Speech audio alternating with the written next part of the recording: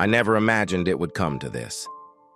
The woman I pledged my life to, the one I trusted with my soul, had betrayed me. It started with small lies, late nights, and whispers in the dark. But then, the truth hit me like a freight train. Paige wasn't mine anymore.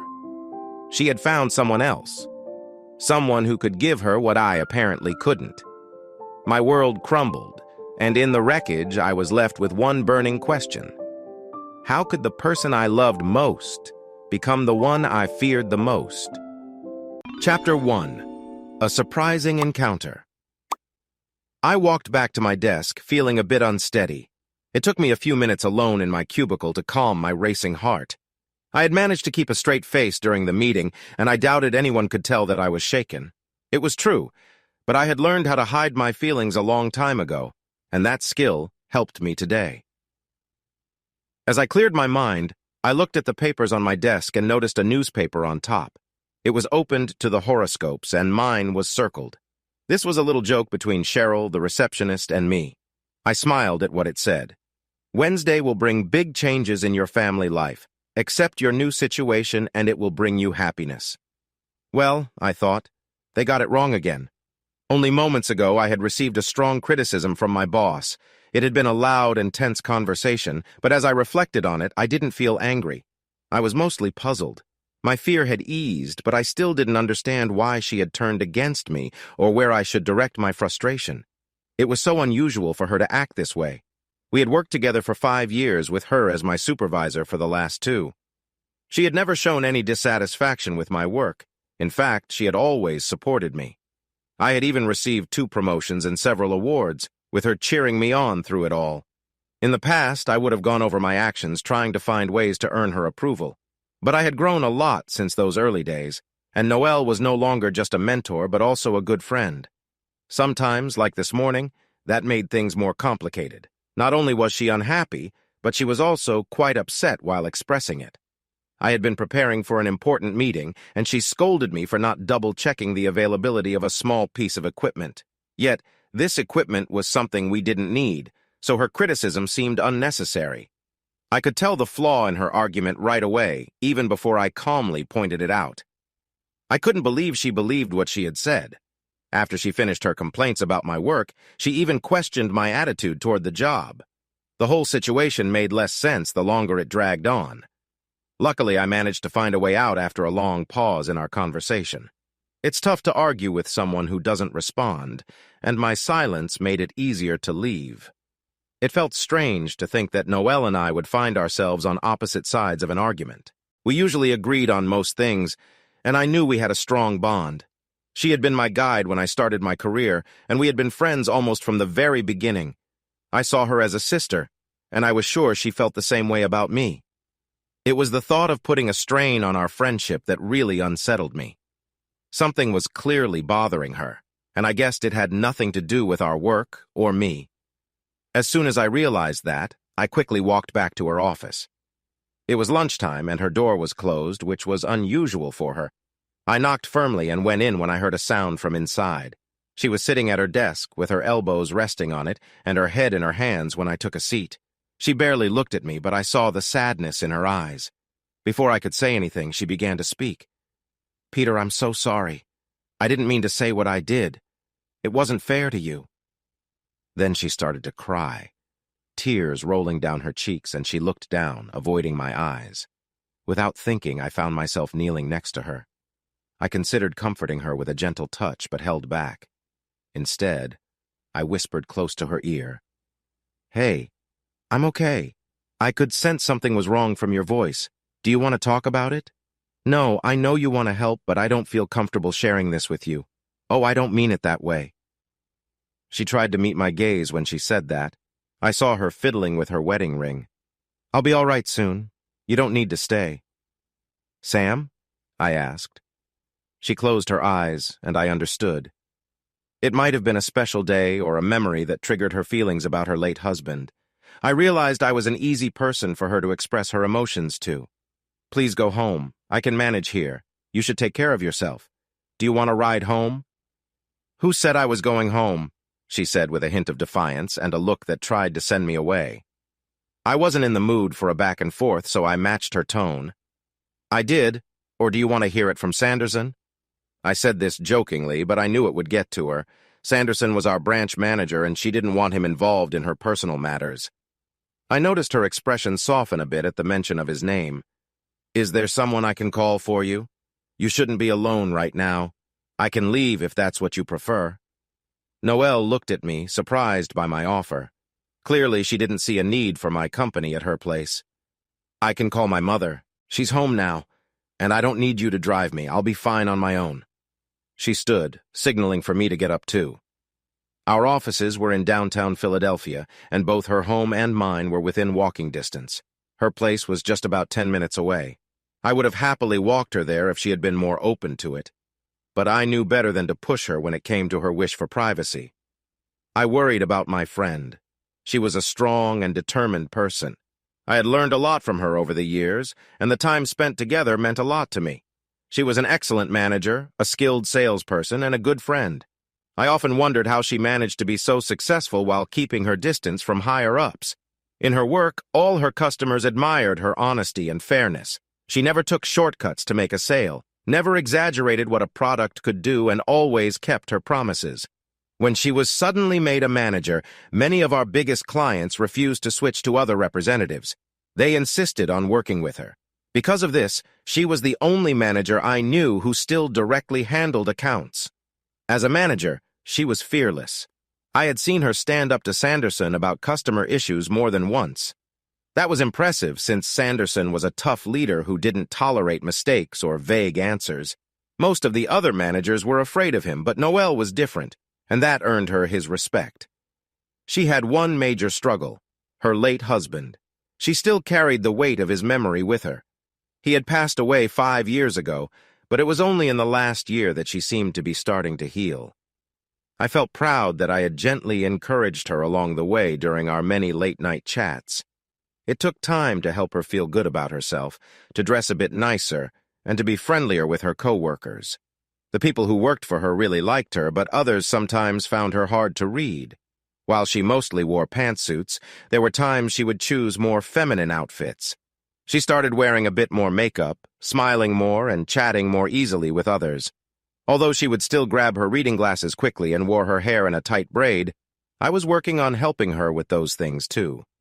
I often thought it would have been better if our desks were on the floor above where the other sales and administrative staff worked. Instead, our offices were on a floor with classrooms, conference rooms, and executive meeting rooms. This separation seemed to feed her desire for privacy. Ironically, our jobs required a lot of public speaking, and she was very good at it. Despite her reserved nature, there were a few men upstairs who sometimes tried to show interest in her. It probably all started when she decided to wear a dress. Personally, I always thought she was beautiful, so it was a bit funny to see her turn away admirers. When she had her hair down, she looked a lot like the actress Cella Ward, but I never told her that. I didn't want to make her feel shy. Then there was a setback. Just when people at work were beginning to appreciate her kind nature, something changed. I hoped she had only shared her feelings with me and not anyone else. I should have noticed this was coming. The day before, she seemed distant during our conversation. I asked if she was all right, but she brushed me off.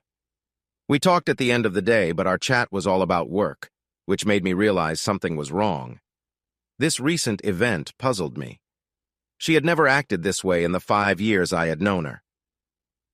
After she left the office, my day got worse.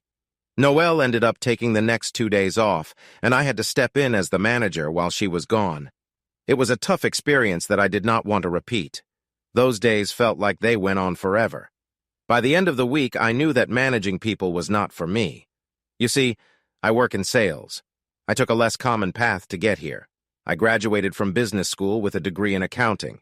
I liked accounting, but didn't enjoy being an accountant. So a year after that, I applied to become a systems tech for a major company. My test showed I had a talent for the tech side of things. They spent a year training me, and I loved it. 2 years later, they moved me into sales, focusing on bigger, more complex deals. I discovered I also had a talent for encouraging others. I'm not exactly a cheerleader, but I can quickly understand people's strengths and help them shine. In turn, I get them excited about our work. On the other hand, I can often sense when someone is feeling uncertain during a sales call. I never thought those skills would make me a good salesperson, but I was wrong. So when I filled in for Noelle as manager that week, I found many chances to motivate my teammates, which worked well. Most of the time, my coworkers knew how to solve their own issues. I just helped them do what they already knew. That part of the job was enjoyable, possibly because I felt ready for it and did quite well. What I didn't expect was how many meetings I had to attend and the endless requests for meetings about small matters. It became tiring to keep up with the busy schedule. I really didn't like the paperwork and was surprised at how much of it piled up in just 2.5 days. Too many decisions were made by people in charge that should have been decided by the staff themselves. If you took a closer look, these problems were mostly about trust. The management just didn't trust the workers, so the system was set up to complicate things for us by flooding us with forms. Big organizations often confuse the paperwork with the real work. By late Friday, I was eager for Noelle to come back. I had called her several times during those days to check in, making sure not to talk about too many work details. She seemed to sound like herself again, which made me very happy. We even shared a few laughs over minor disagreements she had with her mom. Looking back on that week, if I hadn't been so focused on work, I might have missed some of my own issues at home. Chapter 2. Another Task Ahead. The following Tuesday, I was getting ready for a big meeting with some important guests, like CIOs, CFOs, or CEOs, as my dad would say, the big shots. We had an economist coming in as our guest speaker, and he was quite particular about how he wanted the room set up for his talk. I had just finished rearranging the tables in the classroom. The new setup would only allow for 20 people, but everyone would have plenty of space for their things. I smiled to myself, realizing that this part of my job was buried in that section of my job description that said, "and other duties as required," something they didn't mention during my original interview. As I focused on testing the projector, my phone rang. "Hello, Peter here. Is this Mr. Stewart?" I recognized the voice of Tim Sullivan, our intern from last summer. I was surprised to hear from him since he had returned to school. "Tim, how are you? And please, just call me Peter. What's going on?" "Peter, are you in the center? I need to talk to you about something important." "Yes, I'm here. I'm preparing for a meeting tomorrow, so I'll be around for a while. Do you want to chat now?" "No, it can't be discussed over the phone. It's something I need to show you. You could send it to me." "It's not like that." Do you have time around 4? I can bring it to you." I could tell he was a bit anxious. Tim usually stays calm in tough situations, which is why we invited him back for another summer. If he needed my help, I could make time. 4 works for me. I'll see you then. Thanks, Peter. I know it sounds mysterious, but it really is important. No problem. Bye. I put my phone back in my pocket and noticed movement by the door. Noelle walked in and looked around at the changes I had made to the room. My face must have shown something because she asked, "Is everything okay?" "Yes," I replied, forcing a smile. "I just got a call from Tim Sullivan." "Tim? How is he?" she asked, a smile breaking through. Noelle didn't often smile at work unless she was with me or Tim. "He's doing well, as far as I know. He plans to come by this afternoon." "Oh, please tell him I said hi if I don't see him." "I will." Noelle left as quietly as she came in. She was known for being quite particular. Standing in the doorway was her way of checking on me and making sure everything was ready for our guests tomorrow. Most of my coworkers found her management style intimidating, but I didn't mind. I usually steered her focus and enjoyed our chats. The rest of the day went on as usual. A little after 4, I received a message from the receptionist saying Tim was in the lobby, so I went out to meet him. Tim approached me with a tense smile. He looked a bit uneasy, but I didn't know why. Whatever brought him here felt important. "Hi, Tim. What can I do for you?" I asked, trying to sound as welcoming as I could. "Peter, can we use one of the small meeting rooms? I need to show you something. And it's just for you," he replied. I led him to the first available room. I stepped in first, he followed, and then he closed the door behind us. He took off his backpack and sat down at the table. He pulled out a large brown envelope and handed it to me. "I'm sorry for the drama, but I think you'll understand when you see this," he said softly. I opened the envelope and took out 4 large photographs. After looking through the first couple, I arranged them in front of me and studied each one carefully. I felt my focus start to fade, and I took a deep breath, feeling the air leave my lungs. The photos showed my wife with another man. They were at a bar, and it seemed like they didn't notice the camera. In the first 2 shots, the man had his hand around her waist, and they were leaning close together, sharing a moment. The other photos were more striking. They appeared to be engaged in an intimate exchange, clearly conveying a strong connection. When I regained my focus, I looked up at Tim, seeking answers in his eyes. He was watching me closely, and I could feel the tension. "How did you get these photos, and when were they taken?" I asked, surprised by my own voice. "I work part-time at a restaurant near Penn's campus. A week ago Monday, I was serving a table of 6, 2 people celebrating their engagement with some friends. They were in the main dining area by the bar," he explained. "One of the girls in the group was taking lots of pictures and blocking the aisle. When I asked her to move, I saw your wife and another man in the background. I recognized her right away. I let the girl keep taking pictures but told her what was happening. I then offered her $20 to zoom in on that couple sitting at the bar. I moved out of sight while she took those photos. She sent them to me the next day. I didn't want it to be your wife. I'm really sorry." "How long were they there?" I asked. "It looked like they were there for at least a couple of hours. They were very close to each other the whole time." I could see Tim was worried. He had met my wife, Paige, several times before. The first time was when she picked me up from work one summer day, and they spoke at his going-away dinner a month ago at Noelle's house. Paige had talked a lot then, sharing news about her plans for graduate school. I looked at the pictures again, trying to understand who this man was that appeared so familiar with my wife. I didn't know him. He was dressed casually in jeans and a jacket. His shoes weren't visible.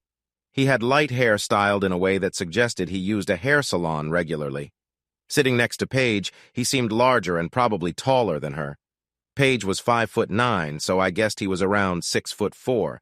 He seemed to be in his late 20s, maybe a bit younger than me. They looked completely absorbed in each other, seemingly unaware of their surroundings. It seemed they had come in alone and didn't mind being noticed. Was there something more between them? A sharp pain hit my stomach like a kick.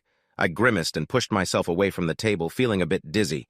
A rushing sound filled my ears. Tim noticed right away. "Peter, are you okay?" he asked, his voice pulling me back to reality. I wanted him to leave, knowing this was uncomfortable for him. I needed time alone to think. "Yeah, I'm fine. Do you still have the email with the pictures?" I asked. "Of course. I didn't delete them before we met." "Can you send them to me? Here's my personal email," I said, jotting it down. "Oh, and before I forget." I reached into my pocket and pulled out $30. I could wait on getting my clothes from the cleaners. "Here you go." "I really don't want to take your money," Tim said. I don't feel right about this." "That's not true. You need the money. It wouldn't feel right for me if you didn't take it. You paid $20, plus the printing costs. $30 should cover everything." He seemed to think better of arguing, so he accepted the cash, grabbed his bag, and headed for the door. "I have to get to work. My shift starts in an hour." I nodded at him. I would have offered him a ride, but Paige had our car. Instead, I extended my hand as he approached the door. "I owe you." "Thank you." We shook hands, and he left while I was left alone with my thoughts and worries. Tim had said the pictures were from last Monday. I struggled to remember anything important about that week with my wife. I had been focused on work. Paige had returned home late that Monday, so we didn't talk until the morning. On Tuesday morning, she told me she had been in a study group the night before. She said it had lasted until almost midnight. She seemed tired, and I believed her. There was no reason to doubt her. She was anxious about going back to school and would study all the time if she could. I looked at the pictures again. How could she do this? When did she think it was okay to betray me? How long had this been happening? Was she going to tell me? Did she really care for this other person? I remembered that while we missed each other on Monday night, on Tuesday she came home an hour after I did. I had tutoring at the high school that night and usually got home around 9 p.m.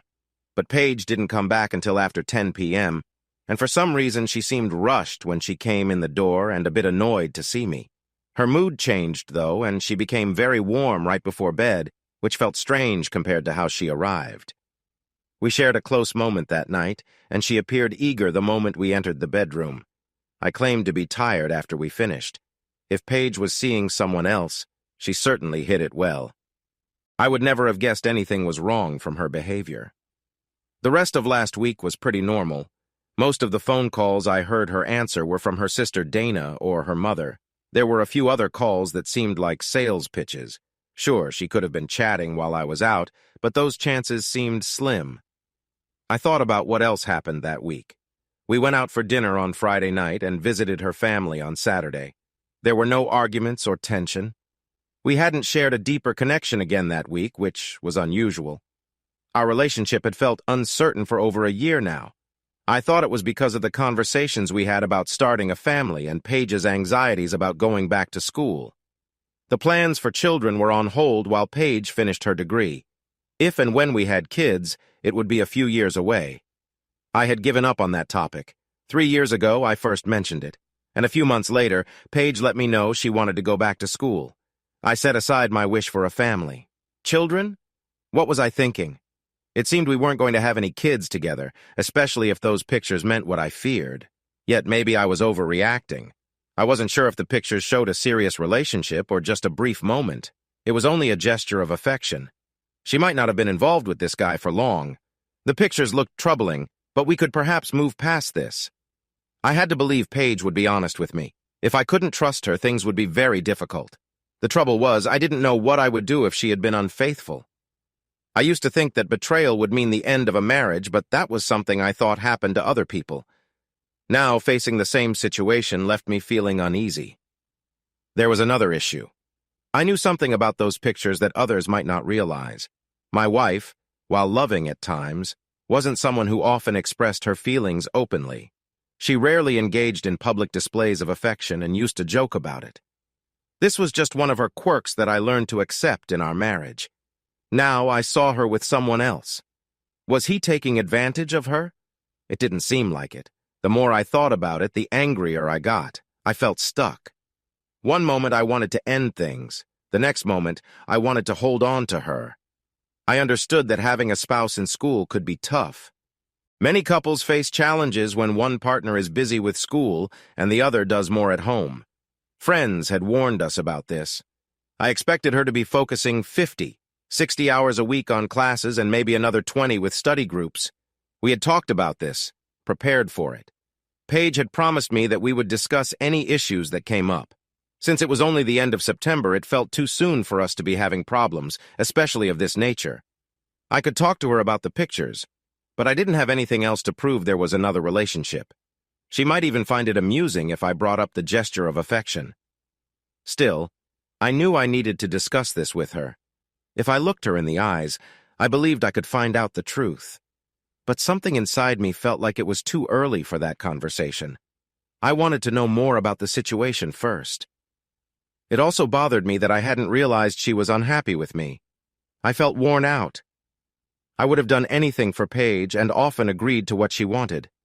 It felt like throughout our marriage, I had been making one compromise after another. The last 3 years really showed my commitment to her. She wanted a bigger apartment, so we moved, twice. She didn't think my old Chevy was a good car for us, so we got a different one. Teaching started to bore her, so she wanted to go back to school. I agreed to support us and help pay for her studies. Then she needed a car for school, so I gave her the new car while I took the bus or walked. Her change in career was what worried me the most. I was always her biggest supporter. When she mentioned wanting to get an MBA, I encouraged her and even helped pay for her tutoring for the admission exams. I spent many evenings helping her study. Whenever she felt uncertain, I was there to cheer her on. I saved for 2.5 years to have enough money for her tuition. Even then, I still made some costly purchases for the apartment that she thought we needed.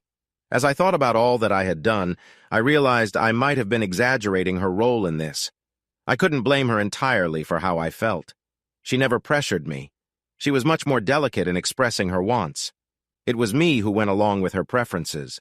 She was my wife, so I happily did things to make her happy.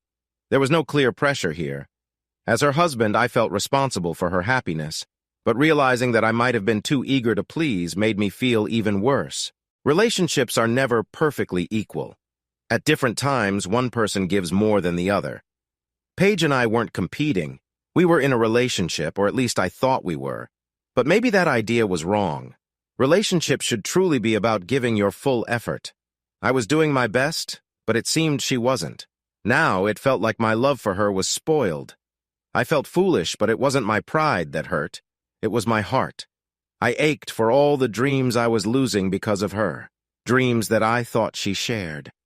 Did Paige see my willingness to agree with her as a weakness? Was the way I approached our marriage part of the reason for her distance? I hoped not. If she had intended to take advantage of me, I wouldn't have known how to defend myself. I loved her. I would have acted the same way again if faced with the same choices. You have to trust those you care for. That's just how it is.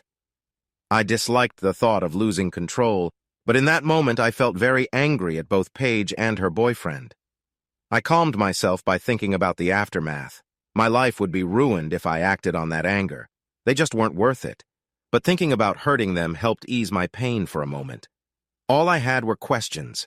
I didn't have any clear answers. Nothing made sense considering what I knew about my wife. Those images didn't match her. My questions kept going in circles. When I finally looked up, it was 5:30 p.m., half an hour after work ended. The door opened, and Noelle came in. I barely noticed her. I left the photos spread out on the table. I should have put them away, but I wasn't thinking about hiding my issue from her. I regretted being selfish just moments later. The photos were too much for her to ignore. She stepped behind me, looking at the scenes I had been staring at. Several minutes passed in silence before I heard her take a deep breath. "Come on, let's get out of here," she said firmly. "My mom is cooking dinner. There's always room for one more at the table." I turned to see her face. I don't know how I looked to her, but she hesitated. I softened my expression and spoke for the first time. My voice was probably quieter than I meant it to be. "I don't have any plans tonight. Your offer sounds good." With Noelle leading, we left the building and went into the underground walkway that connected to downtown. A few minutes later, we were in the parking garage, and then I took a seat in her car. I don't remember much of the drive since we didn't say anything until we reached her car. "You know you don't have to do this." "I might not be great company tonight," I told her. "Don't worry, my mom's cooking will cheer you up. If that doesn't work, she'll make sure you have a good time." "So your mom comes over to cook for you?" I asked, hoping to change the subject. "Oh, that's right. You haven't met her yet. She's been living with me for a year and a half." I knew Noelle's mom was a widow like Noelle. It made sense that they would find comfort in each other. "Really? I didn't see her at Tim's going-away dinner, but I've been to your house several times in the last year and a half. I never saw her." Well, for Tim's party, she and my aunt were on a cruise that week. Thank goodness for that. I can imagine the captain remembers that trip well. "You should ask her to show you the pictures. The other times, she was out. My mom usually stays away when I have friends over." I smiled at her words, but Noelle looked a bit shy after sharing that. An awkward silence started to settle in. "It's okay. Please don't worry about me tonight." A few minutes later, we pulled into her townhouse garage. Noelle lived in the Fairmont area of the city, close to the art museum. Her house was a modern 3-story townhouse with a garage and a nice balcony off the guest room. This was my 4th or 5th visit this year, and each time I felt like the style and decoration matched what I would choose. A couple of years ago, she gave me a tour of her home. It had a warm and cozy vibe, with big windows letting in plenty of light and warm colors throughout. Each room felt inviting. Being here was like leaving behind the worries of my marriage and stepping into a new world. Along with the beautiful sights, there was a delightful smell coming from the kitchen. My host excused herself and went up the stairs after showing me to the main living room. Just as I sat down on the sofa, a woman came from the back of the house. I stood up to greet her. I guessed she was in her mid-40s, definitely too young to be Noelle's mother. She was a bit shorter than Noelle, and while she was petite, she had a lovely figure. Her warm smile made it clear she was Noelle's mother. You could see where Noelle got her looks. They had the same serious eyes, and her hair had the same shiny black color as Noelle's, but that was where the similarities ended. Her mother's dress fit closely, and she walked with a confident grace. I thought this was a good sign for Noelle as she got older. Even though this woman was probably over 20 years older than me, I felt a strong sense of admiration. I was a bit embarrassed by this. It was unusual for me to notice a friend's mother since I had grown up. This made me more flustered, as she seemed to carry herself with an effortless charm. She walked towards me with a smooth, graceful motion. Her eyes sparkled when she looked at me, and her bright smile made her look very pretty. Given my situation, I shouldn't have been focused on this, but her presence distracted me from my troubles. "Mrs. DiStefano?" I said, standing and reaching out my hand, but instead she pulled me into a warm hug before letting me go. I tried to play it cool, but inside I was rather surprised. "Actually, my name is Ruggiero. DiStefano is Noelle's married name, but please call me Muriel. Welcome to our home. You must be Peter." Her voice was as nice as her face, smooth and friendly. "Yes, ma'am," I replied, raising my eyebrow, surprised that she recognized me. She seemed to catch my surprise and quickly added, "Noelle told me about you helping with her adult literacy project. I also remember you from the photos she showed me from your dinner last month. You're quite a popular topic around here. By the way, are you still really ticklish?" She winked after saying this. I couldn't help but laugh. Back when I was new at my job and Noelle was my mentor, we played a game where we shared something personal that few people knew. I mentioned that I was very ticklish. I was surprised that this would come up in conversation with her mother 5 years later. Our chat flowed easily after that, and Mrs. Ruggiero was a lovely person to talk to. Her quick jokes and laughter were contagious. Just as Noelle said, I quickly forgot my worries and got lost in her mother's stories about her trips. What a lively and cheerful woman. Her excitement felt so genuine. She made me feel like I was right there with her, enjoying the same experiences. When Noelle came back to sit next to me, I hardly noticed. So captivated was I by her mother. It wasn't until we finished dinner and her mother went to the kitchen to prepare coffee that I really noticed Noelle had changed from her business suit into a casual blouse and flowing skirt. "How do you feel now?" Noelle asked as we sat together again. "I feel much better, thank you. You were right about your mother. She has a special way of brightening the mood. It's too bad we can't bring her to our meetings to make them more enjoyable." Noelle smiled at that. But soon her expression changed as she moved back to the topic for the evening. "Peter, do you want to talk about what's bothering you? If not, that's fine. We can skip it." I felt calmer now, almost distant from the strong emotions that had overwhelmed me just a few hours ago. "I do want to talk. I need to—" I explained about Tim's call and how he had gotten the photos. There wasn't much to say. It seemed that my wife was being unfaithful. "So you don't know this man?" Noelle asked. "No. That's one of the many things I don't know. Honestly, until I saw those photos, I never thought Paige would do something like that. It didn't even cross my mind." "The pictures look bad, Peter. We both know that. But remember, they're just pictures. They don't tell the whole story and can be misunderstood. Before you do anything you might regret, you need to talk to Paige, but only when you can do so calmly. Right now, I'm not in the mood to talk to her." I suddenly felt tired from our discussion. "You'll be calm when you see her tonight, won't you? If you're even a bit unsure, maybe you should stay somewhere else. Your dad lives nearby, doesn't he?" That question snapped me back to full attention. I had thought about that question. Hurting Paige was not on my mind anymore. I quickly told Noelle that. "No, I need to go home. She's not in any danger from me. I would never hurt her. I just want some answers. I can't believe you asked me that." "I've always seen you as calm, at least on the outside. But this situation might be hard for you, so I had to ask. When I walked in on you earlier, I had a feeling. It might be nothing. You'll get the answers you need soon enough." Noelle moved a bit in her chair and lowered her voice. "What I'm going to ask now might sound odd. Just listen before you answer. What if you knew everything about their relationship, if there is one? Is there any reason that might help you understand her actions?" Understand? The thought bothered me. My anger was right below the surface from when I shared the story behind the pictures. Now Noelle was bringing that feeling back. I was sure my tension showed. "Yes, understand, Peter.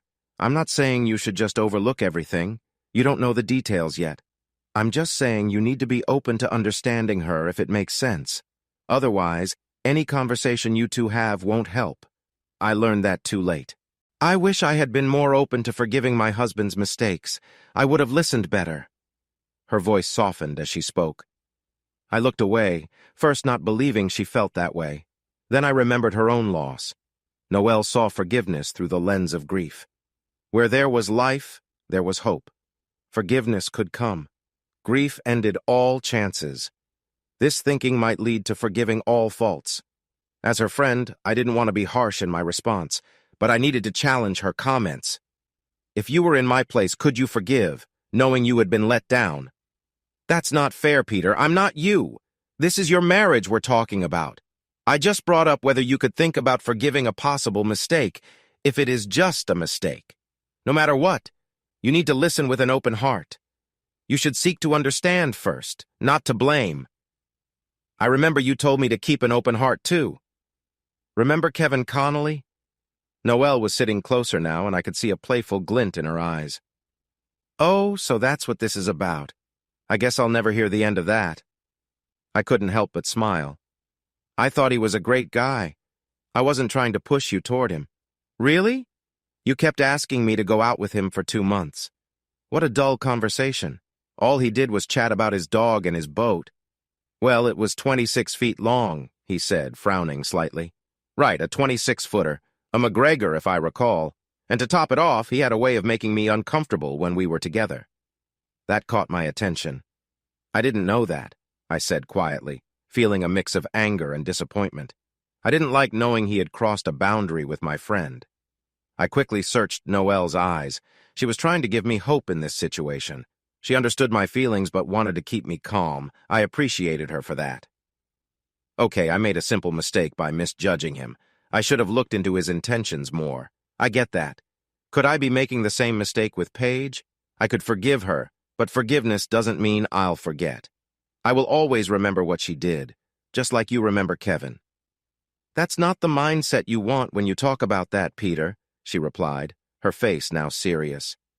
I understand forgiveness, but I think we sometimes value it too much.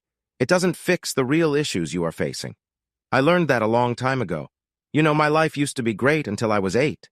It was just my brother and me. He's only a year younger, and we did everything together with our parents. My dad was my hero. He was a police officer. When I was 8, my mom got very sick. She had cancer. The chances of recovery were good, but it ended her life after 2 years.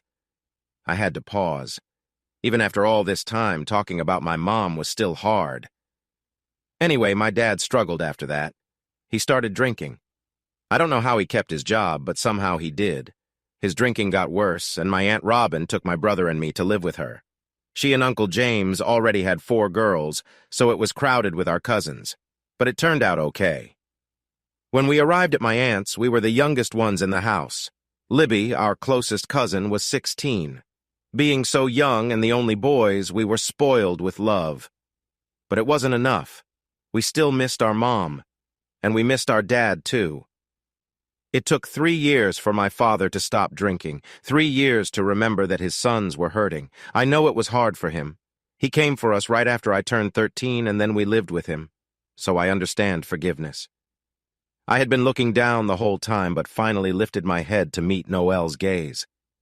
What I found there was kindness and another emotion that I couldn't quite name. Somehow I ended up smiling a little. This woman wasn't the problem, and I was unloading all my worries on her. She was my friend. I suddenly felt embarrassed about my thoughts. I knew her well. I couldn't picture her acting in a way that upset me, and that was part of why I was so troubled. Before I could think more, Mrs. Ruggiero entered the room with a coffee pot. We paused our chat to take care of our drinks. 1 sip, and I was once again impressed by her cooking. She had made real brewed coffee, not just the instant kind. Mrs. R was quickly becoming a favorite in my eyes. Muriel, this coffee is the best I've ever had, I said. Thank you, Peter. I'm glad you like it. I'll leave you two alone now. I know you have a lot to talk about, she replied. Muriel headed to the stairs. I looked at the grandfather clock and saw it was getting close to 10 o'clock. It seemed she was getting ready for bed. Thanks, Peter. You just made Mom very happy. We don't often have guests, unless they're family. She really likes you. Brewed coffee is usually for family, you know. I meant it, and please tell her the meal was one of the best I've ever had. I don't know how you stay so fit with her cooking, I said with a chuckle. I should get going. We have an early start tomorrow, I added, standing up. Noelle stood as well and left the room for a moment. She came back with my jacket. I turned to leave. Wait, I'll give you a ride, she offered. Noelle, you don't need to do that. I'm just a few miles away. I can walk, I said. No, I'll drive, she insisted. We drove in silence. I was lost in my thoughts about what to do about Paige. By the time I looked up, we were in front of my apartment building, and I hadn't even remembered giving Noelle my address. Noelle, thank you. Go, get some rest. I'll see you in the morning, she said. When I walked in that night, I found Paige asleep in bed. I was too restless to sleep. I sat in the dark living room and thought about the day. Maybe Noelle was right about being ready to forgive Paige. It was like her to see that possibility. It was a little funny since my wife didn't particularly care for her. I leaned back, staring at the ceiling and comparing the two women who filled so much of my life. Paige and Noelle had met many times. I noticed that although the two were polite, they never really connected. Noelle, usually reserved, tried hard to be friendly, while Paige was polite, but always seemed distant. Noelle didn't show any signs of conflict, so I didn't think anyone noticed. Paige had a way of keeping her distance without making it obvious. She always liked going to the work parties I attended. She was in her element with a crowd, charming, funny, and just a bit playful. My wife could brighten up any event.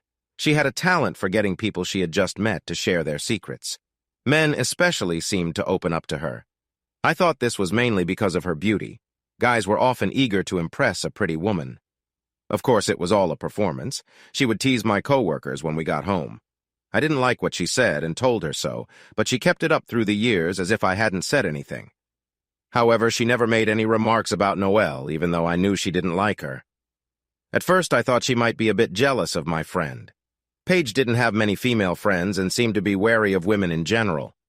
Later on, I figured out that Paige didn't like Noelle simply because she was Italian. The funny thing was that I'm part Italian from my mother's side.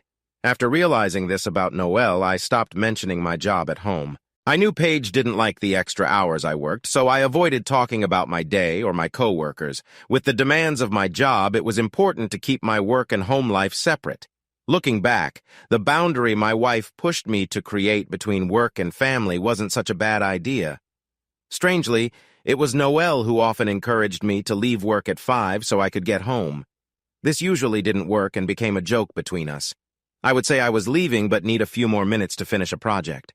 Hours would fly by as we chatted in her office before I finally headed home, leaving her to work late.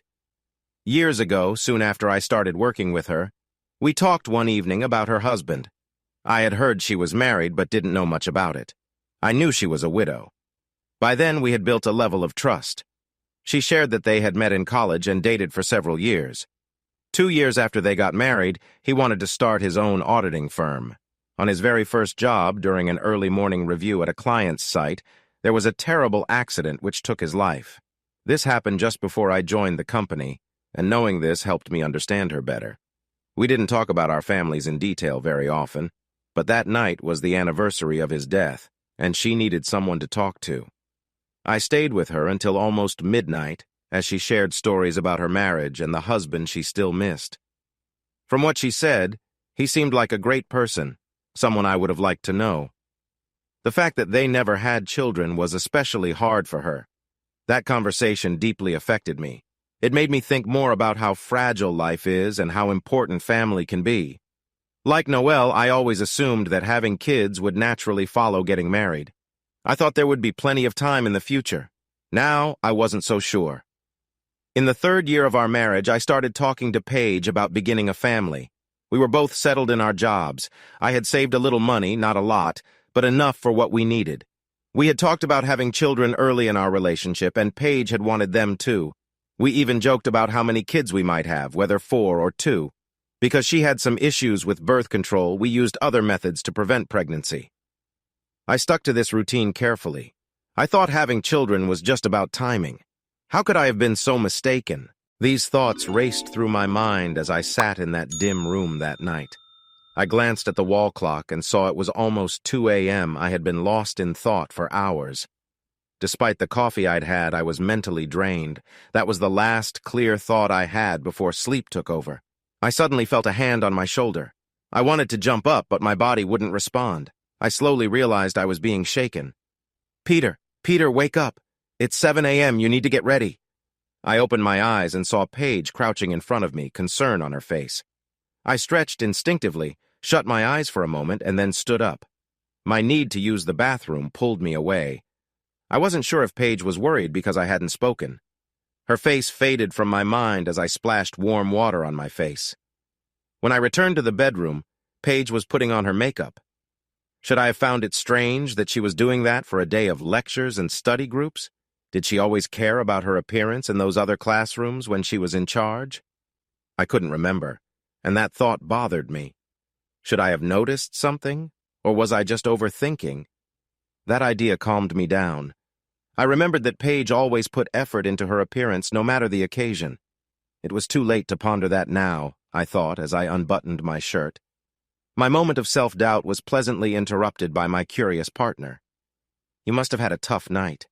You've never fallen asleep in the chair before. You weren't drinking, were you? Paige said with a soft laugh. Her smile disappeared when she saw my face. What's wrong, Peter? I was just joking, but that's not like you. Something's on my mind. I'll just ask you directly. Are you seeing someone else? There it was, plain and awkward. Was she talking to someone else? I wanted to ask more, but couldn't. She tilted her head slightly, as if trying to see around me. For a moment, her eyes widened, but then she turned slowly away from me. Soon after, she faced me again. Her voice was steady as she replied, What? You can't be serious. My face must have told her everything. She shook her head slowly. I can't believe this, she said, getting up and walking to the window, staring outside. I just can't believe this. I've been back in school less than 2 months, and you come up with this? She turned to me, her face now showing anger. If she thought I'd back down, she was wrong. I stood my ground. You think I'm unfaithful? With who? A classmate? One of my teachers? Maybe it's the dean? Better yet, I'm with his assistant. How's that? I replied calmly. You were seen last week at the bar with another man, someone very friendly. Well, your source is wrong. They didn't see me, but you already know that. You know I would never do something like that. Is this about my being back in school instead of working? What is it, Peter? Do you resent supporting us while I'm not working, or are you upset about how much time I spend studying? If you have a problem, just say so. So it wasn't you? I interrupted her. Whatever Paige was doing with her makeup didn't soften the look she gave me. I felt like we were about to get into a serious argument. I decided to step back before things escalated. I got what I needed.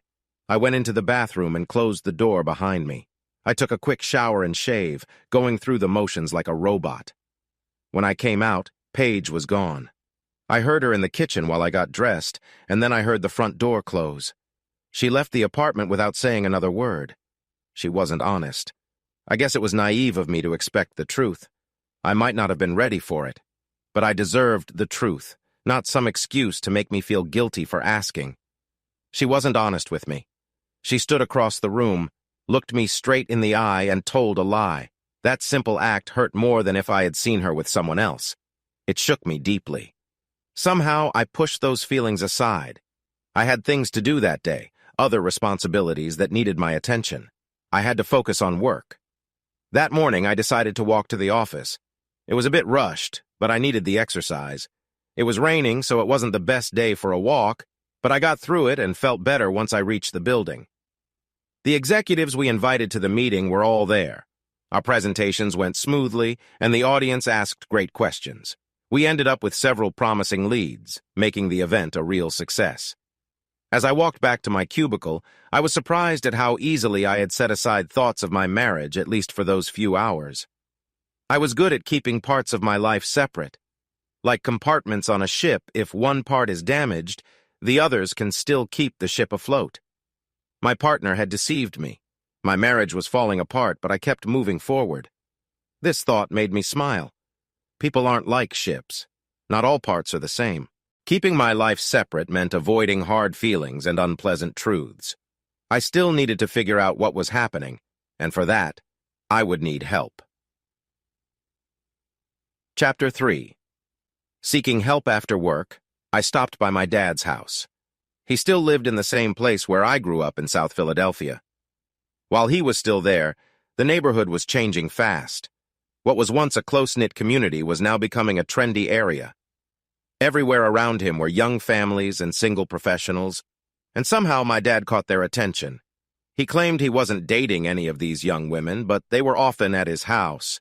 It felt like he was having a second youth. For someone with his background, I found this change surprising. As I turned the corner, I saw two young women coming down the steps from his house. They looked like students, bright and cheerful, carrying books as if they had just come from a class. I just shook my head and smiled as we passed each other on the sidewalk. One thing that stayed the same was his way of handling problems. He had been a police officer for most of his life and had risen to the rank of inspector. Now retired for 5 years, he still looked strong and carried himself like a cop. He had a knack for being objective about facts, and if I needed guidance, he could help me find it. I knew my father had connections all over the city. If anyone could help me with my issue, it was him. This was a new situation for us. I rarely asked my dad for help. It had been that way since I was a kid. I wanted to do things on my own, and he usually stayed out of my choices. Sometimes I thought he wanted to be more involved, but he held back. This time was different. I told him everything about finding Paige with another man. He listened quietly, nodding a little at key points in my story. When I finished, he spoke.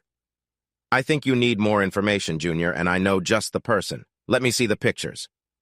That was all he said before looking at them. A few minutes later, he started writing on a piece of paper. "Here, this is someone you should talk to. He's a private investigator, the best around. I'll call him. He'll likely want to meet you. The sooner you figure this out, the better. What does your schedule look like tomorrow?" I was surprised by how quickly Dad made a decision. He didn't ask how I felt or anything about Paige. Maybe I was expecting too much, but it felt strange he immediately assumed my wife of 6 years was out of the picture with no more discussion. "Once you have started the investigation, I'll call Liz Fallon. Your wife's lawyer will probably back down once he knows she's on your side." I hadn't thought about calling Aunt Liz. She was my mother's best friend and close to Dad, too. A family court judge for 20 years, she had moved to private practice. Aunt Liz was well known. She had written books and was an expert on child custody. She was also a tough divorce lawyer. "By the way, how are you doing with money?" he asked. "I'm okay, I think," I replied. This was the first time I had thought about my finances. Dad smiled a bit. "You think? We're talking about quite a bit of money here, Junior. Just so you know, it can be cheaper to stay together." "At what cost?" I replied with a hint of sarcasm. "I just came over to talk to you. I only found out about all this yesterday. I'm still trying to understand it all. You've already got me separated." I felt very drained, and my voice showed it. "I'm sorry, son. Some couples do get through tough times. Things may not be the same afterward, but that's how it goes." I shut my eyes for a moment.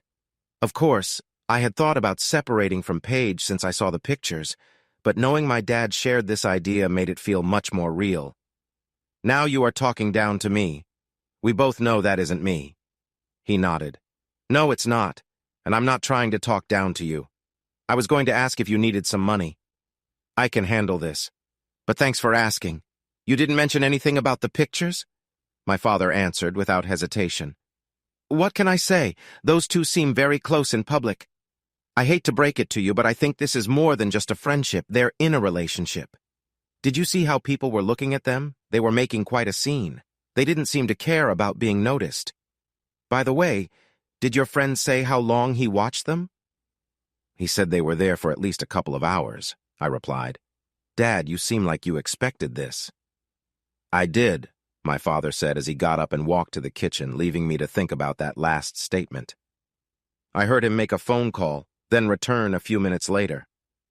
"You're all set for Thursday morning." My face must have shown surprise. I was waiting for an explanation. Then, as if he remembered something, he added, "Junior, she wasn't honest with you when you asked her where she was that night." "How do you know that?" "You have your mom's straightforward way, so I know you asked her. If you didn't, you wouldn't have come to talk to me." He said this with some confidence. Then he offered more thoughts. She probably said she wasn't at the restaurant and tried to turn it back on you by saying you were being paranoid or insecure. You know, you might have caught her off guard. People often don't expect to be caught. She's hiding something. Why else would she lie? Sure, she's allowed to have a drink with a friend, but there must be more to it. I hope you didn't mention the pictures. No, I didn't. I kept quiet. Good. I didn't think you would. It's a shame, though. This may be something your marriage could survive. Just because she was seen at a restaurant doesn't mean you should consider divorce. If this wasn't about Paige, I'd say try to work it out, but your wife is tricky, so there's not much point. Huh? What do you mean by that? Nothing. Let's move on. You have other issues to think about. No, Dad. I need to know what you mean. You've never said anything like this about Paige before. Haven't I? Remember over a year ago when you told me she was going back to grad school, and I asked if you two discussed it? You said you had, and I asked how you planned to manage it, money-wise. I recall that conversation. You'd never asked about my finances before. Why does that matter? You mentioned you had some savings, and I asked if Paige was helping. You avoided my question. Later, you mentioned that she was upset about needing to take out loans, especially if they were in her name, even though you promised to handle the payments for her. Do you remember that talk? I recalled that day with my father. It felt strange to respond to his questions. It felt like he was probing too much. He shouldn't be asking about our relationship like that. Our family finances weren't something to share openly. I didn't realize then that he was trying to make a point.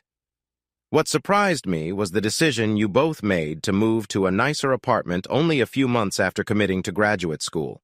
It's a lovely place, son, but I knew it wasn't cheap. Was that Paige's idea? I just shook my head. His understanding of the situation made me uneasy, but he was right.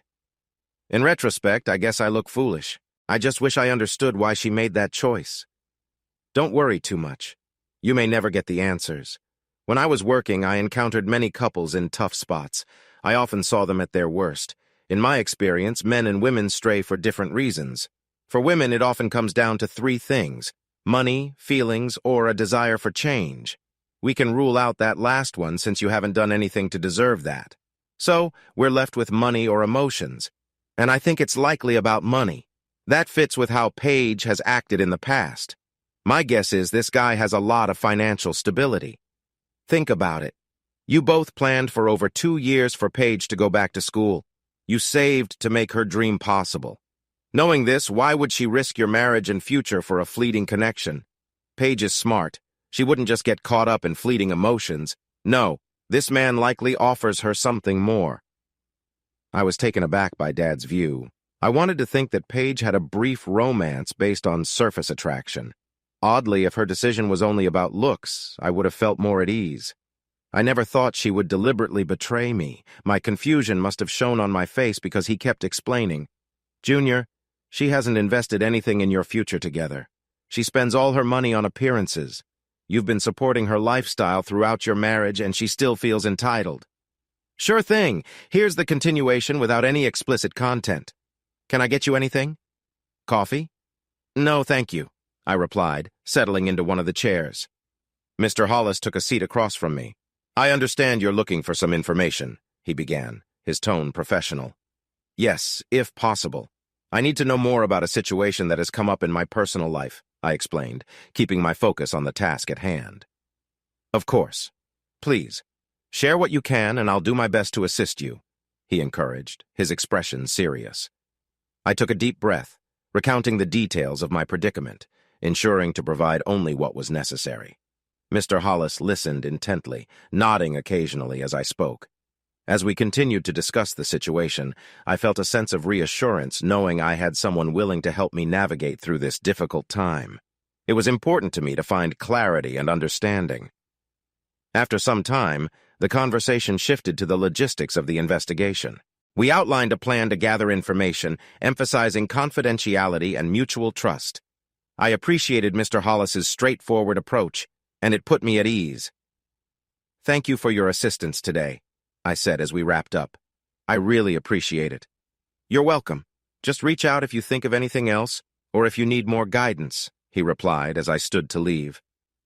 The meeting had provided me with a clearer path forward, and as I walked out of the office, I felt a sense of purpose. Things might not be perfect, but I was ready to face whatever lay ahead. Chapter 5. Family Ties. Later that evening, I joined my dad for dinner at his place. We prepared a simple meal together, sharing laughter and stories. It was refreshing to focus on the small joys of life, especially during a tumultuous time. As we sat together eating, I couldn't help but feel grateful for his support. Our conversations flowed easily, covering everything from family history to our favorite hobbies. I found comfort in our shared memories, each one a reminder of the bond we had built over the years. After dinner, we moved to the living room where we settled into comfortable chairs. My dad mentioned a few interesting events happening in the community, and we discussed possible ways to engage and connect with others. As the evening wore on, I realized how much I valued this time with him. It felt good to have someone to lean on, and I knew that whatever challenges I faced in the future, I wouldn't have to face them alone. Tea? Water? I shook my head and waved off the offer. Okay then, I hear you have a personal problem you'd like us to help with? I think my wife is being unfaithful. I don't have solid proof, but I need confirmation. Any information you gather will help me if I decide to get a divorce. You sound pretty certain. What makes you think that? I reached into my briefcase and took out the envelope with the pictures of Paige and her companion. I handed them to Hollis. The woman in the background is my wife. I don't know the man. These photos were taken about a week ago at a restaurant near Penn's campus. A bystander, someone at another event, took these pictures. A friend who saw my wife asked them to snap this. She seems quite at ease with this person. It's understandable that you would be concerned. Hollis sat back in his chair, shifting a bit as it seemed a little tight for him. I assume you haven't talked to her about what you found out or asked for an explanation. I did ask. She wasn't honest with me. That's not unusual. In our line of work, the truth doesn't often come from those who are being unfaithful. I gather this is your first time using a private investigator? Yes, that's right. I don't want to waste your time, Mr. Stewart, so let me be clear about what our firm does. Unlike many other companies, most of our work involves infidelity cases.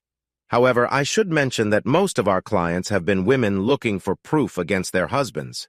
That said, we're seeing more men coming to us lately. Regardless of the client's gender, it's important to know that what we find is lasting. We provide schedules, receipts, photos, and sometimes videos.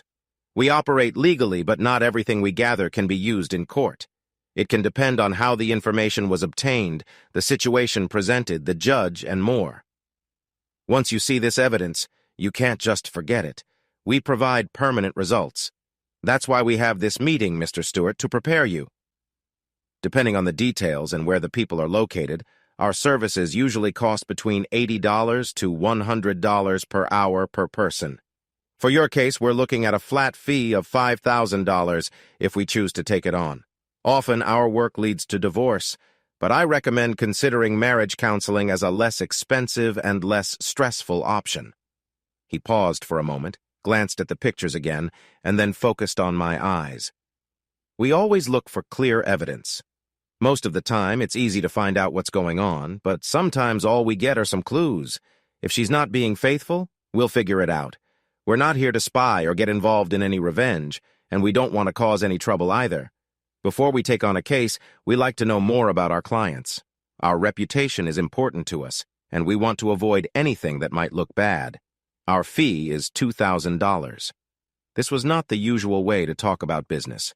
It felt like I was the one being noticed. In a different place, I would have walked away by now. But there was something genuine about this man that made me want to stay. I get it, Mr. Hollis. If my wife is not being honest, I just want to move on. I'm not worried about the other person at all. I don't plan to confront him.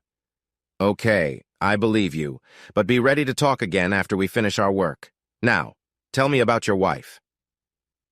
I spent the next hour sharing my story with Paige from the moment we met. I talked about her starting graduate school and the changes I noticed in her behavior lately. Speaking about it felt good in a way. I had held back some of these feelings for too long. Hollis listened closely and wrote down notes on a yellow pad. When I finished, he leaned back in his chair and asked, "Are you sure you want to pursue this?" "I'm very sure." Let me rephrase that.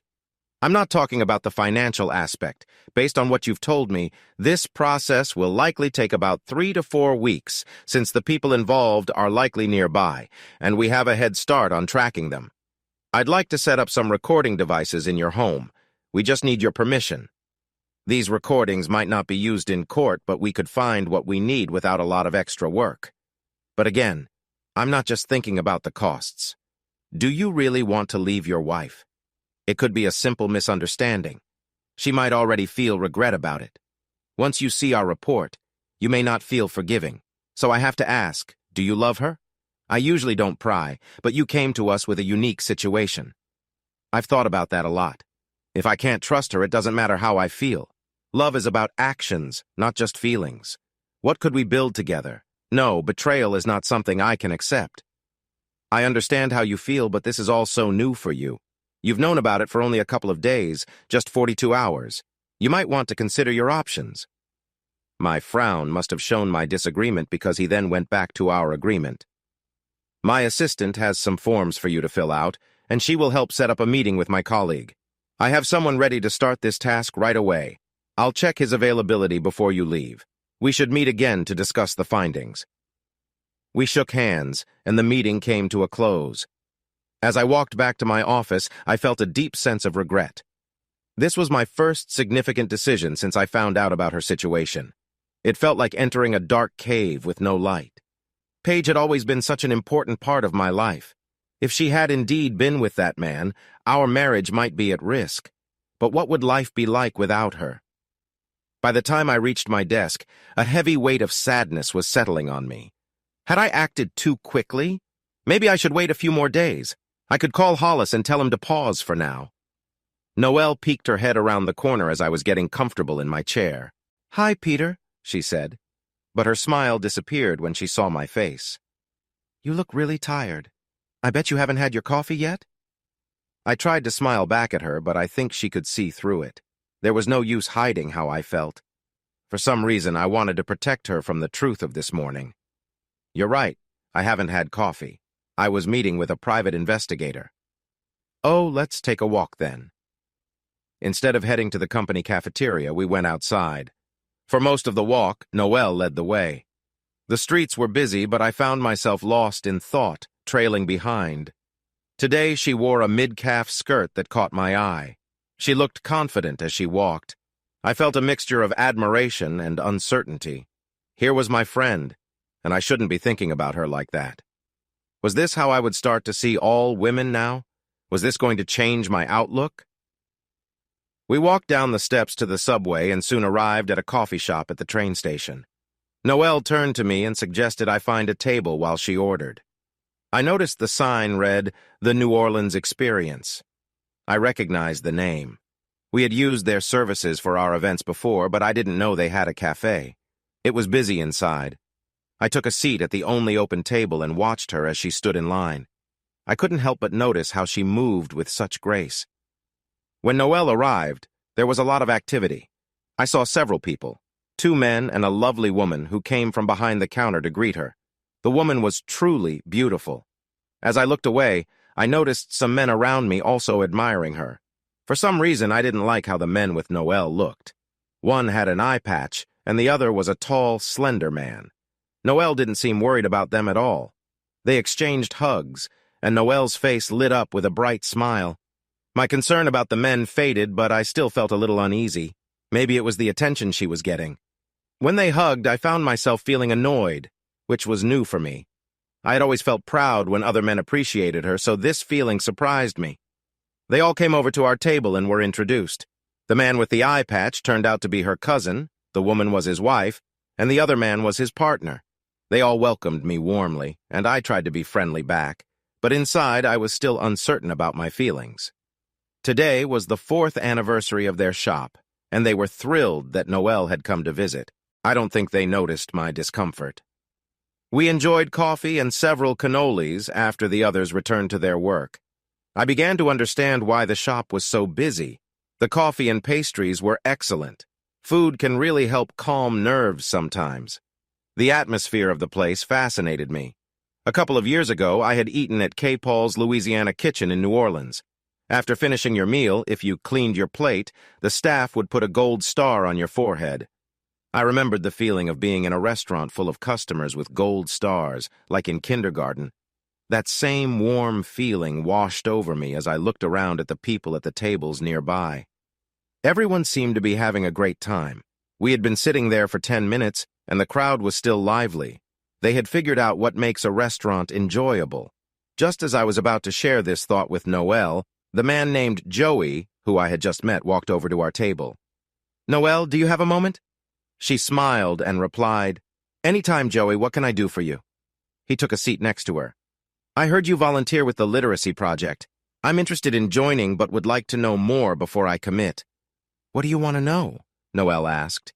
"The people you tutor, do they know how to read at all? I'm concerned that I might not have enough experience to help. Did you get any training before you started?" Noelle adjusted in her chair and nodded. Her eyes brightened as she spoke. This was important to her. "Most of the people I've worked with knew a few words, but some did not. You learn how to handle both types of students. It's really not that hard. There's an introductory session that trains you for our role. I took it a few years ago, but Peter took it last year. He can explain it better." They both looked at me. I wasn't sure why she put me in the spotlight. Noelle certainly knew more about the program than I did. I started to share my thoughts on the training. For me, it wasn't just about reading. My students struggled with counting too, and that was a bigger challenge. But as I began to talk, I noticed Joey seemed distracted. He was looking behind me. Naturally, I turned around. Other than the people moving through the concourse, nothing seemed odd, so I turned back to him. He was ready to respond. "That guy over there has been watching you two since I got to the table. Do you know him?" I looked again. "Which one?" "Nobody stands out. Down the hall, walking away on the right, a tall blonde guy in a gray jacket." "I see him," I said. He was now quite a distance away. I couldn't see his face, but I recognized him from the photo.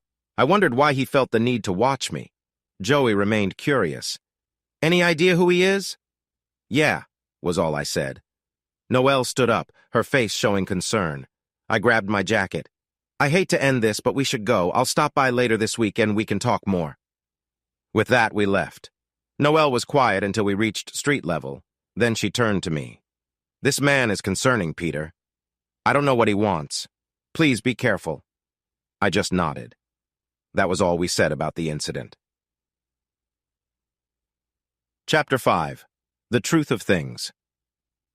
At the end of the first week of November, I received my final call from Hollis. The report was ready, and we scheduled a meeting for the next morning to review the findings. During the past month, my determination hadn't wavered. Paige was home more often when I arrived, and her study group took less of her time in conversations. We spoke every evening but avoided the topic of her time spent with a fellow classmate. I knew I wouldn't bring it up. I had made my feelings clear, and it was up to Paige to demonstrate otherwise. If she believed that being more communicative about her schedule would alleviate my concerns, it wasn't working. She kept me informed, but I found that information lacking in significance. I wanted to understand more about her past. Things remained a bit awkward between us, and we hadn't been close for over 5 weeks. That morning, for the first time, she mentioned how distant we had become before heading off to school. In an attempt to ease the tension, I invited her to dinner that Saturday. She looked relieved at the invitation. After she left, I made my way to the offices of Hollis and Willow. Hollis greeted me again, this time with a younger man. The three of us convened in the same conference room. I noticed Hollis looked more serious than during our previous meeting. "Mr. Stewart, this is Josh Claiborne, the lead investigator on your case. We have completed our work. Here's our final report," he said, handing me a folder. "We regret to inform you that your wife has been involved with a classmate named Richard Lindenhall. Our team observed them together on at least 9 occasions over the past 3 weeks. This is more than just a friendship." He paused and took out 2 photographs, handing them to me. I took a deep breath as I accepted them. "This is unusual, but we observed your wife and Mr. Lindenhall in a private setting on one occasion," he continued. As I looked at the photos, my heart sank. I had told myself I could handle any news, but seeing them together was challenging. One photo showed my wife smiling, her face close to Mr. Lindenhall's, and it felt like a punch. In the second photo, they were in a moment I didn't recognize.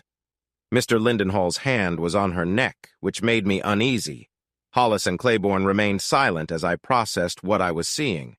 After a few moments, I finally spoke. "Tell me about him," I managed to say, my voice barely a whisper. Hollis raised an eyebrow before responding.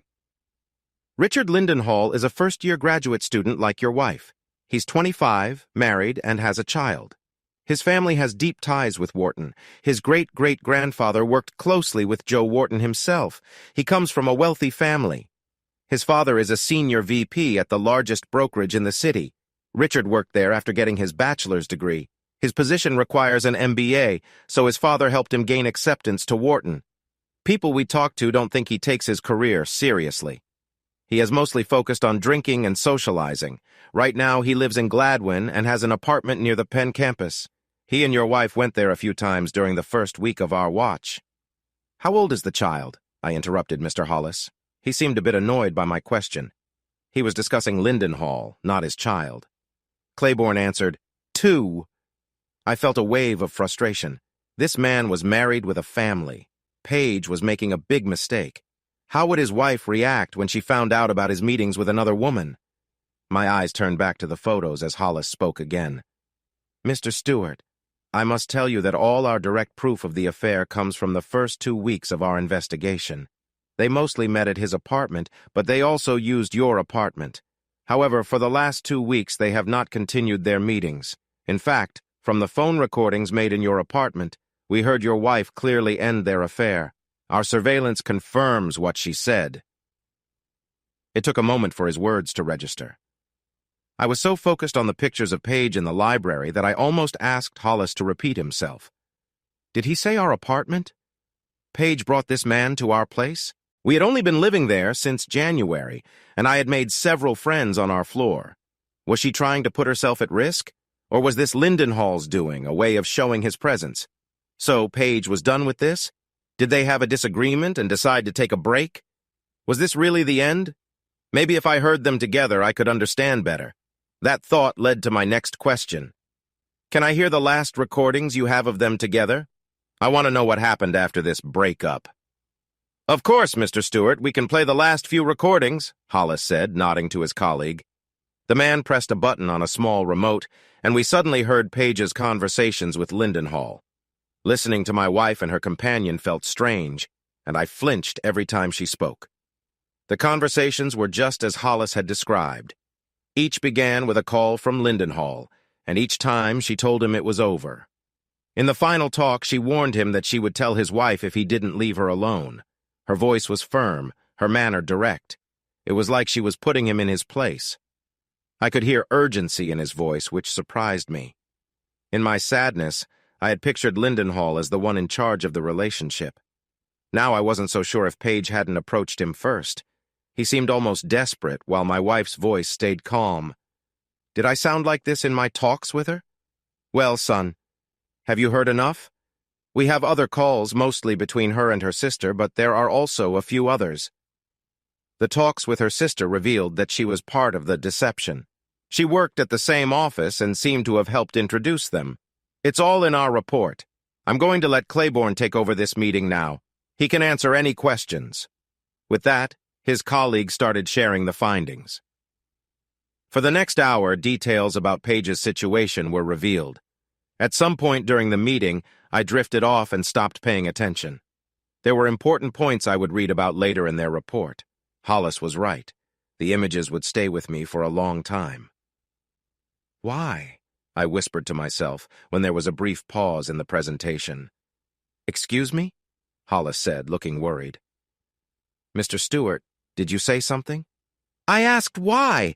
Why did she do this?" This was more a thought than a question. I expected no answer.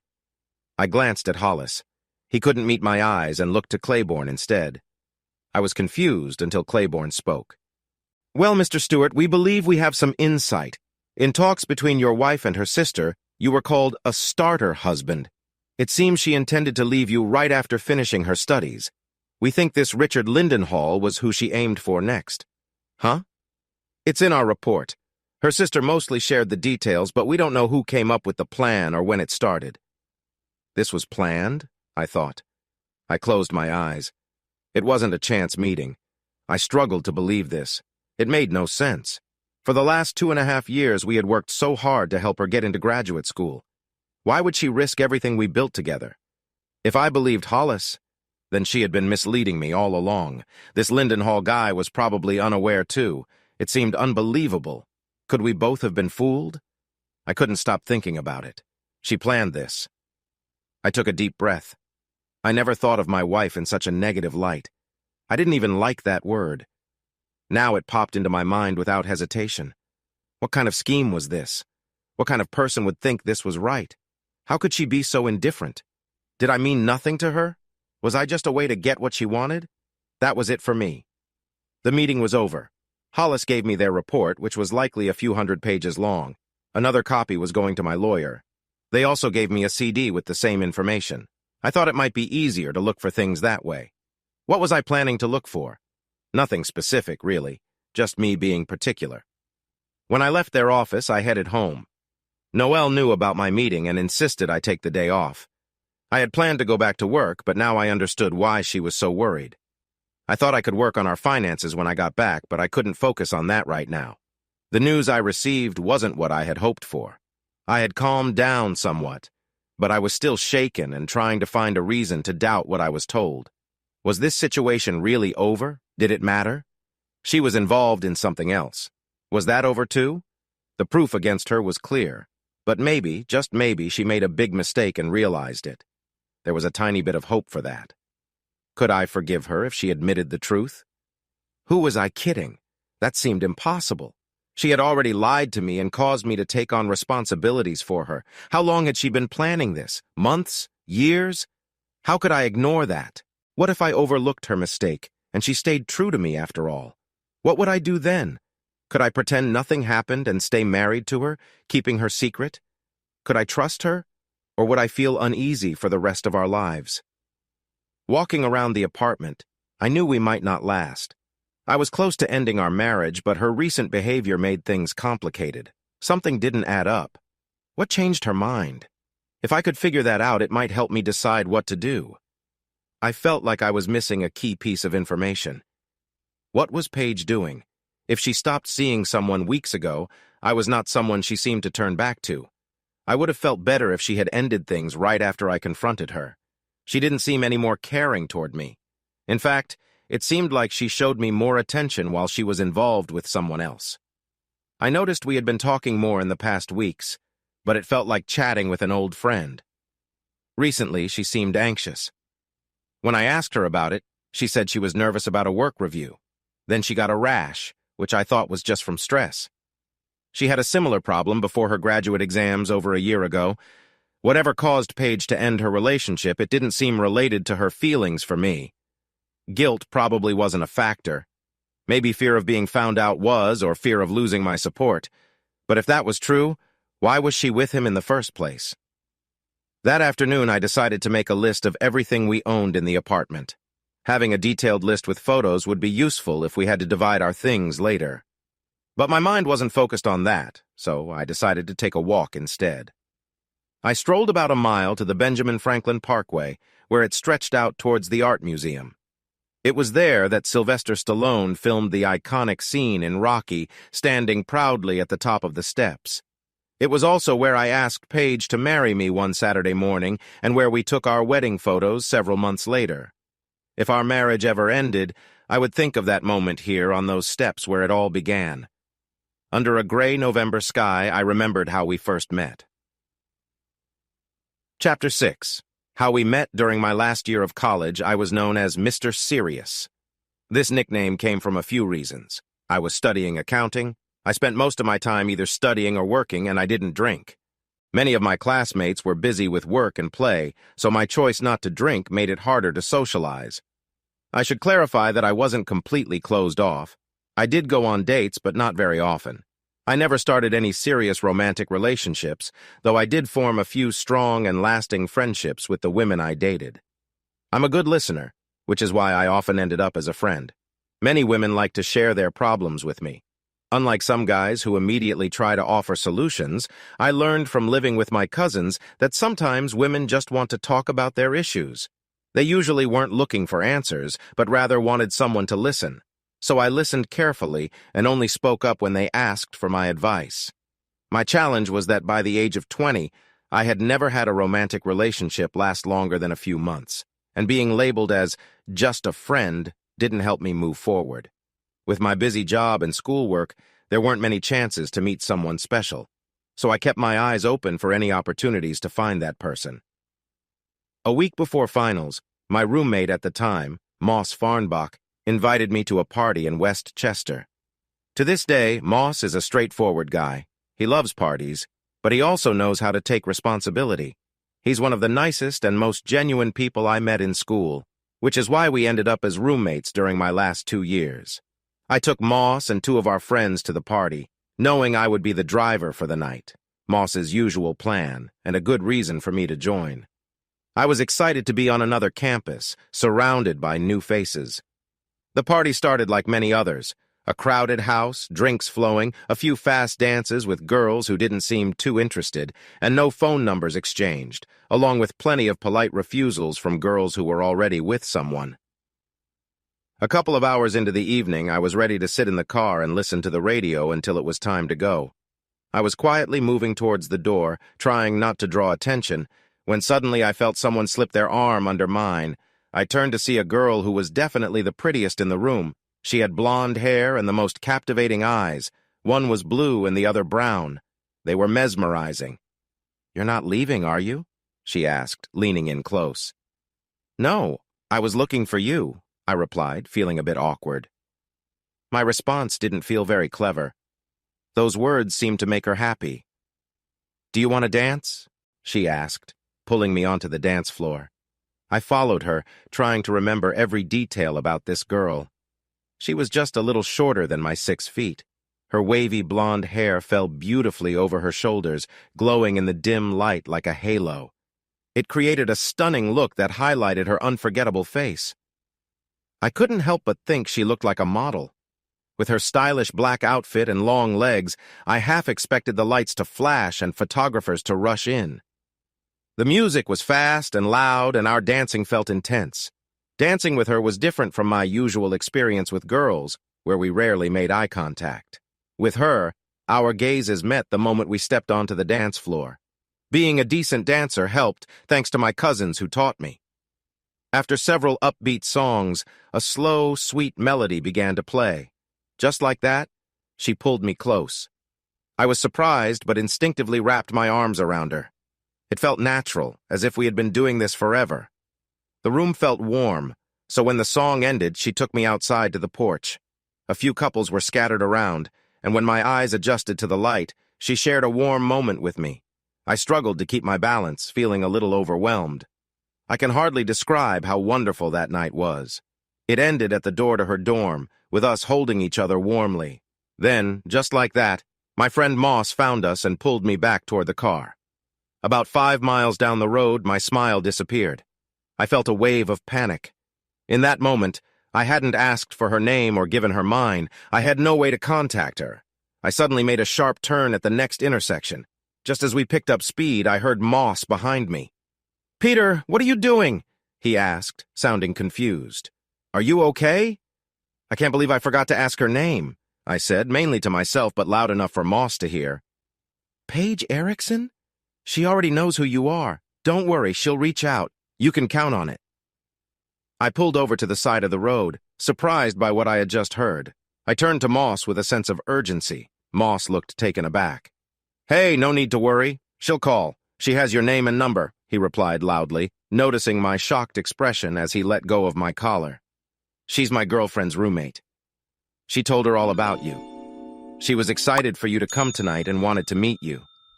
"Got it? She wanted to meet you." I just sat there staring at him. She wanted to meet me? I couldn't believe it. I shook my head in disbelief, a big smile spreading across my face. "Hey, Peter, can we go now?" a voice said from the back seat. At that, my daydreaming came to an end, and we continued our drive back to campus. The whole way, I couldn't stop thinking about that amazing girl who wanted to meet me, Paige Erickson.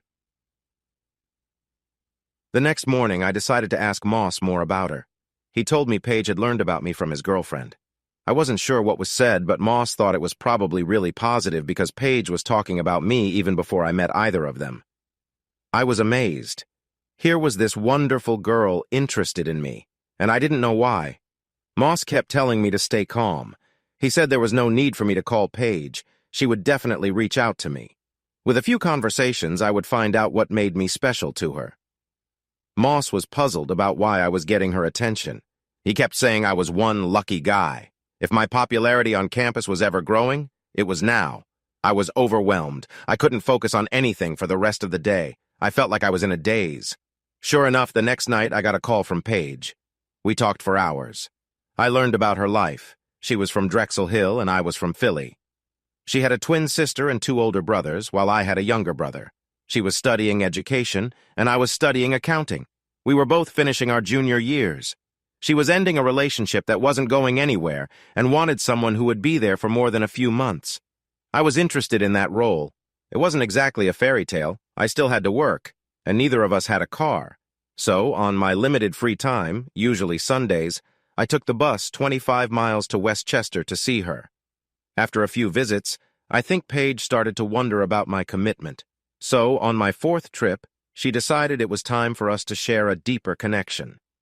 It was a nice surprise since I hadn't pushed the topic. I won't say I hadn't thought about it. I often wondered about being closer to her since we met. I just wasn't in a rush. I really wanted to get to know her first. It was a late morning when I arrived at her apartment. Her roommate was away for the weekend. The door opened and Paige welcomed me warmly. We spent the day together, and after that we both were on the same page about our feelings. I found myself growing more attached, and our time together felt like a confirmation of that. Paige is not only very attractive, but she's also very smart. She entered college with outstanding test scores. I often thought about why she chose to study teaching and why she picked Westchester. She could have gone to any school in the country. She has a great sense of humor and is quick-witted. She's also very caring when she feels like it. She was always open to being close, but I usually had to make the first move with her. I didn't mind. Our relationship felt fulfilling, and I learned what made her happy. While she wasn't enthusiastic about certain things, she enjoyed our time together. When I was with her, I felt on top of the world. Paige knows how to make someone feel good, better than anyone I've known. These traits drew me to her, so it wasn't a shock when I proposed a few months later, and we got married shortly after graduation. However, there were some downsides. Paige wasn't always the most thoughtful. She often forgot my birthday, and even after 6 years of marriage, she still forgets about my peanut allergy. But those were minor issues. The bigger challenge was her view on money. Paige didn't understand the idea of my money. If I didn't keep an eye on things, she would spend without considering our bills.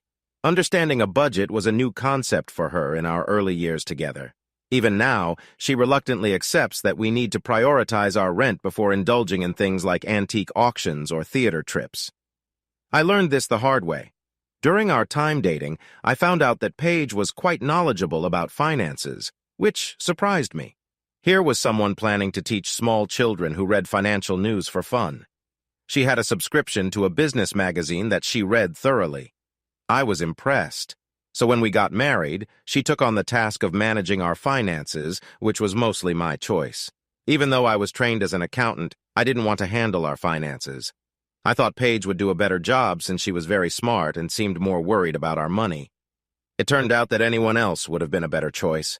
In just a few months, she managed to ruin our budget. We fell behind on rent and bills, and our joint checking account was overdrawn. After looking closely, I found that most of our big purchases were for her personal things or for our apartment. Her approach was to spend on things we didn't need first, and then put off paying what we owed. As newlyweds trying to build our credit, we couldn't afford to be careless. This led to a big argument, and we decided I should take over the finances. This worked for about a month, until the first time Paige had to contribute to our household expenses. Then the disagreements started. She felt that my income should support the family, while her money was for her own use. I was taken aback by this belief. I tried to explain why it was important to work together on our finances. It seemed like an outdated view, and when I pointed that out, she felt a bit embarrassed and adjusted her stance. She did pay her share, but she still seemed resentful about it. To help ease the tension, I suggested we go out for a nice dinner twice a month at her favorite restaurants. This idea worked well. While I couldn't reach her with my reasoning, dinner dates made her happy. Paige loves being social, so having regular outings met an important need for her. She is naturally friendly and has a charming personality. Thankfully, I learned this during our time dating, and Paige had warned me about it. This part of her personality had led to breakups in some of her past relationships. Even though she was friendly, she assured me she would stay loyal. This eased my worries because she always stayed close when we went out. I noticed how she turned away a few people who approached her when I was around. In the evenings, she would share stories about the lines guys would use on her during the day and how she responded. It didn't happen every day, but it was common enough. These stories made us laugh, and Paige enjoyed telling me how people reacted when she said no. By the time we got married, her promises of loyalty and the fact that she worked with kids all day had helped ease my jealousy. So, after 6 years of marriage, I really believed that my wife would never betray me. Given our past, her betrayal hurt even more. But why did she do it? Was it about money, like my father thought? Did she believe she could find someone better? The idea that it was money hurt the most. It would change everything I thought I knew about her. If she was drawn to another man because of his looks or personality, that would sting too. But money felt different. I found myself questioning our whole relationship. Every little choice Paige made was now under scrutiny. I was starting to see her in a new light. Suddenly, a gust of wind surrounded me, scattering leaves in the air. Lost in thought, I hadn't noticed the temperature drop. I could no longer sit comfortably on the steps, so I headed home. I knew we needed to separate. I still wanted to check our apartment. I noticed I was still holding Hollis's report, so when I got inside, I placed it in my laptop case and began to look through our things. After about 20 minutes, I realized we hadn't gathered much in 6 years of marriage that could easily be sold. I finished looking at the living room and bedroom before moving on to the other rooms. Then I planned to focus on some work projects. Paige got home later in the afternoon. By then, I was in the living room typing a report. She seemed cheerful and came over to greet me. I decided to respond positively. Lately, she had been coming home earlier and her mood had been pleasant enough.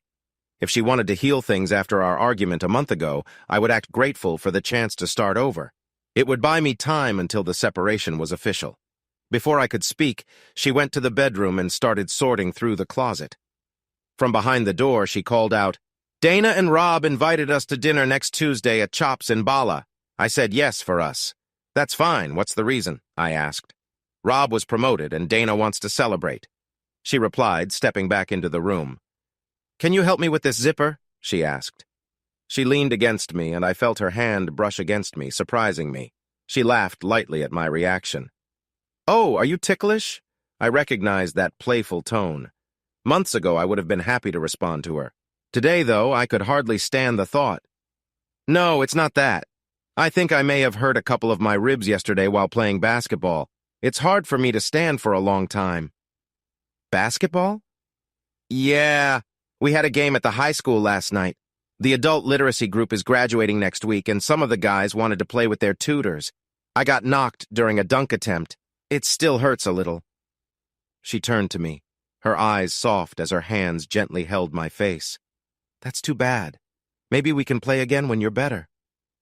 She smiled warmly and went back to the bedroom. I watched her walk away, noticing how gracefully she moved. She had a beautiful figure. I couldn't help but feel a bit frustrated. I regretted thinking that she could be a good mother. It was a silly thought now. Anyway, sharing my injury story would probably buy me some time. If I knew Paige, she wouldn't bring it up for at least a week. By then, it would be too late for her to worry about it. I sighed, realizing I had another event to attend. Dinner with Rob and Dana. My brother-in-law Rob could be quite full of himself, and his wife was just like him. Dana had a keen interest in appearances and seemingly enjoyed the spotlight. I also knew Paige often tried to keep up with her twin sister.